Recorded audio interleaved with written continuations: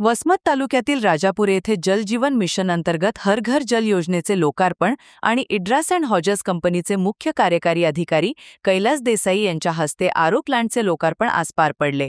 याचबरोबर शिवपुरी येथे आमदार राजू नवघरे आणि कैलास देसाई यांच्या हस्ते अॅम्ब्युलन्सचा लोकार्पण सोहळाही संपन्न झाला।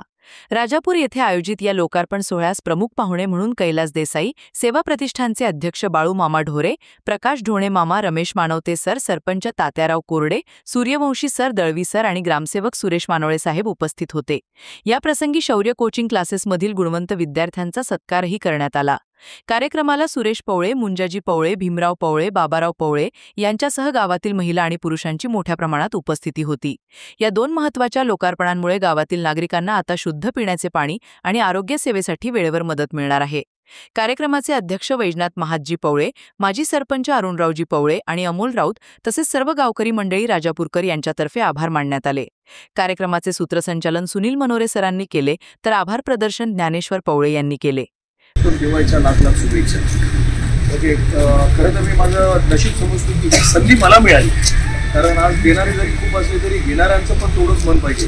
तर 6 महिन्यापूर्वी राजू भैयांनी एक कार्यक्रम ठेवला होता वसमतला, त्यामध्ये त्यांनी मला एक सन्मान दिला आणि त्यावेळेस आमची खूप डिटेल चर्चा झाली। मागे मी भाषणामध्ये सांगितलं की मी कुठेही असलो तरी राजू भैया जेव्हा थोडे रिलॅक्स असले की मला फोन लावतात आणि मी परदेशात असलो तर जेव्हा सांगतो की मी इथे डेन्मार्कला आहे किंवा कुठे असलो तर मला त्याबद्दल खूप चौकशी करून विचारतात की तिकडचे गाव कसे, तिकडचं प्रगती कशी झाली आणि ती एक प्रेरणा मिळते आम्हाला नेहमी। आणि अशी प्रेरणा देणारे लोक असले तरी आमचा ओढा खूप वाढतो। आणि जसं राजू यांनी सांगितलं की आम्ही खूप जगभर जरी फिरलो तरी हे मूळ आहे आणि काहीतरी कुठल्या तरी कारणाने आज ते असो, आज मोठ्या पदावर आहेत आम्ही असो, काहीतरी आमचं एक देणं लागतं, हे एक संस्कार आहे। आणि याच्यामागे वैयक्तिक स्वार्थ काही नसताना की आपण ज्या पदावर आहे आणि आपलं जे देणं लागतं तर आपण मिळून कसं करू शकतो।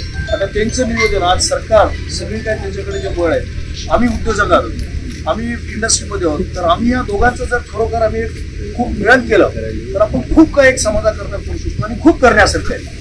आणि मी जे बघतो की आपले मराठवाडा किंवा अशा गावातली लोक जी मुलं आहेत त्या मुलांना प्रोत्साहन जर आपण दिलं तर आपण आज ज्या रीतीनं आपण खूप मागं असलेले किंवा आपण खूप अजून पाठीमागे आहोत, देशभरात बाकी सगळ्या राज्यात जर मी बघितलं किंवा जगात जरी बघितलं तर आपण एक छोट्या कारणामुळे कुठल्या तरी क्षेत्रात जर आपण काही योगदान केलं किंवा आपल्या बुद्धीचा उपयोग, अनुभवाचा उपयोग आला तर नक्कीच मला खूप आवडते। तर भैयांनी मला ही संधी दिली की हे दोन क्षेत्र भैयांनी निवडले, मेडिकल, शिक्षण, याच्यावर त्यांना जोर द्यायचा आहे। इकडच्या लोकांना इथेच नोकरी कशी मिळाली अशी आमची चर्चा नेहमीच होते। म्हणून एक त्या दिवशी आम्ही भाषणामध्ये म्हटलं त्याला एक सुरुवात रुग्णवाहिकेच्या लोकार्पणाचा कार्यक्रम ठेवलेला आहे आणि देसाई साहेबांचं खऱ्या अर्थानं स्वागत आपण फक्त ठेवायला पाहिजे होतं आणि कारण त्यांनी एक देण्याचं काम त्यांच्या माध्यमातून झालेलं आहे।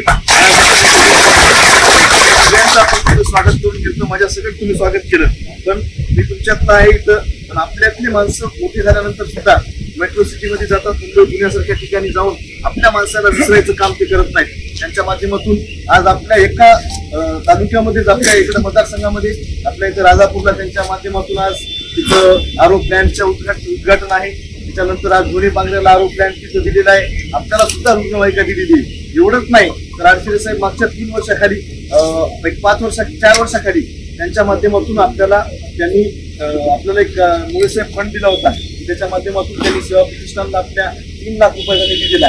त्या देसाई साहेबच्या याच्यामध्ये आम्ही दुसरे 5 लाख रुपये टाकले, 8 ते 10 लाख रुपयाच्या पिठाच्या गिरण्या, शिलाई मशीन आम्ही विकत आणल्या।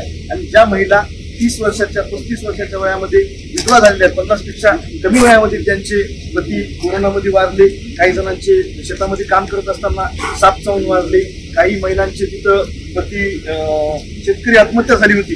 आणि हे करत असताना बघितलं असं आपण की अशा महिलांना आपण त्या पिठाच्या गिरण्या आणि शिलाई मशीनचे काम दिले। त्यामुळे या तालुक्यामध्ये काम तुम्ही आज फक्त सुरू केलं नाही रुग्णवाहिकेच्या माध्यमातून, तर तुमचं काम हे मागच्या 5 वर्षापासून सुरू आहे आणि तुम्ही त्याचा कुठेही गाजावाजा केला नाही। काही मंडळी तिथं चालण्याचं काय म्हणतात त्याला काम करतात, म्हणजे मोठ्या मनाचे लोक असतात। आपल्याला काही लोक दुसऱ्यावर टीका करायच नाही, पण काही मोठ्या मनाचे लोक असतात ते कधीही स्वतःचा मोठेपणा दाखवत नाहीत। आम्हाला इकडे सगळेजण म्हणतात की आपले बी। प्रतिनिधी नंदू परदेशी, NTV न्यूज मराठी, वसमत, हिंगोली।